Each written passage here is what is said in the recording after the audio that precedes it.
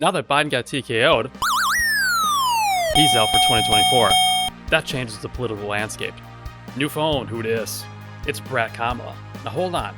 If you think she's a dummy who's mostly been in the shadows and shit the bed on protecting the US border, stick around. You might learn something. You might have a newfound appreciation.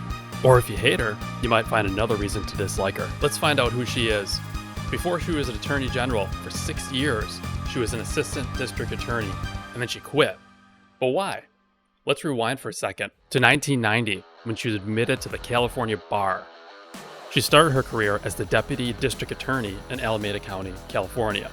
A few years into the role, she was appointed to the State Unemployment Insurance Appeals Board. This brought some controversy because she was appointed by her then boyfriend, Willie Brown, who was the then mayor of San Francisco. Some people looked at this as favoritism because they were dating. But anyway, let's move past that. Her overall experience there got her recruited by Terrence Hallahan, the district attorney for San Francisco, so a much bigger area. Everything started great in this new role until Proposition 21 came. But before that, she was the chief of career criminal division, supervising 5 other attorneys, mainly focusing on 3-strike cases. But then Proposition 21 came, allowing juveniles to be tried as an adult. Kamala Harris opposed this, but her leadership supported it. And so when it passed, Kamala was essentially demoted.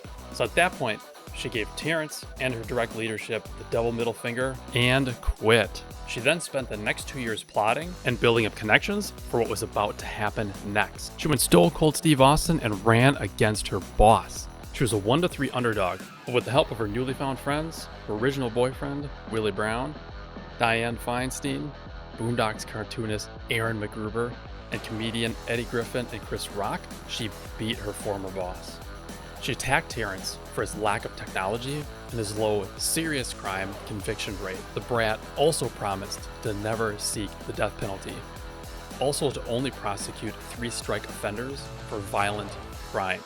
She also called out that Terrence didn't do enough in poor neighborhoods. You can love her or hate her. I personally don't give a shit, but that's pretty badass to give the middle finger to your boss and to take his job. Now that she's a district attorney, here's the part where you liberals might not be too thrilled. She obtained more than 1,900 marijuana convictions. That said, fewer got to prison for it, and low-level pot offenses were rare. On the conviction side, she cleared 1/3 of the backlog of homicide cases, 87% conviction rate for homicides, 90% for felony gun charges. Success for Kamala just kept rolling as she defeated Steve Cooley to become the California Attorney General. In that role, she secured a $20 billion settlement from the nation's largest mortgage firms during the mortgage crisis. If you remember back when she debated Terrence Hallahan, she called out his lack of technology. Well, here she made good on that. She launched the Open Justice Initiative, which is an online platform providing public access to criminal justice data. On the controversial side of things, she supported a higher cash bail,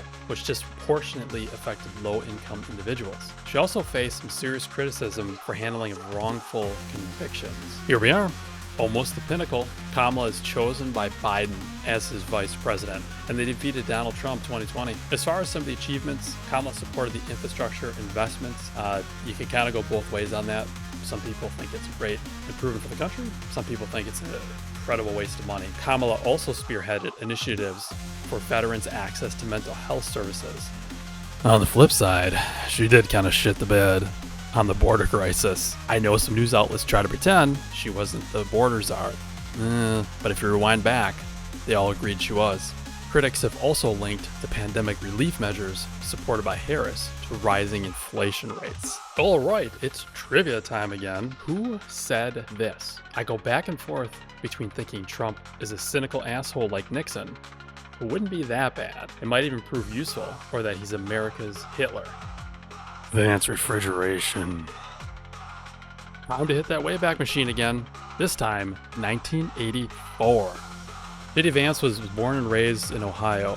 Unfortunately, poor and abused. Additionally, his parents divorced at a young age. Later in life, he joined the Marines. He didn't see any combat, but he was in public affairs, which brought him a skill set that's going to prove useful later in his career. His service to the country gave him the GI Bill, which he used to graduate from Ohio State with a degree in political science and philosophy. From there, in 2013, he graduated law school. In between time, he started writing his memoir. I think a lot of you know where this is going. Yep, Hillbilly Elegy. He got called a lot of names for this. The voice of the Rust Belt, liberal media's favorite white trash explainer, false prophet of blue America.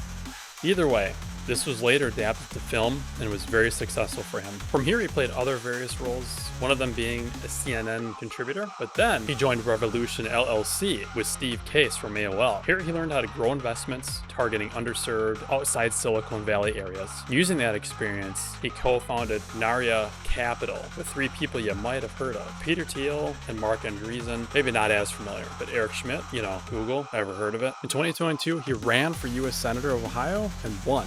Not a whole lot of note here, not a lot of time has passed, but he was part of lowering insulin prices, did push to claw back executive pay, and on the controversial side, he was part of a failed nonprofit organization, as well as known for a little bit of flip-flopping, an example being what I mentioned earlier. Initially disagreed with Trump, but now all of a sudden, he's a huge fan.